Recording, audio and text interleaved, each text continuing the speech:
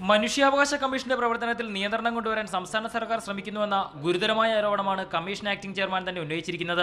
കമ്മീഷന്റെ പ്രവർത്തനം മൊത്തത്തിൽ സർക്കാരിന്റെ ഭാഗത്തു നിന്നും ഒരു അലംഭാവമാണ്. നമ്മൾ പല പ്രാവശ്യം നമ്മളിതിനെ സംബന്ധിച്ച് മന്ത്രി തലത്തിൽ വരെ നമ്മൾ ശ്രദ്ധയിൽപ്പെടുത്തിയിട്ടുണ്ട്. പക്ഷേ നടപടികളൊന്നും ഉണ്ടായിട്ടില്ല. നിലവിൽ എല്ലാ ജില്ലകളിലും കമ്മീഷൻ സിറ്റിംഗ് നടത്താറുണ്ട്. ഇതിനായി മാസം 300 ലിറ്ററിലധികം ഇന്ധനം ആവശ്യമായി വരുന്നു.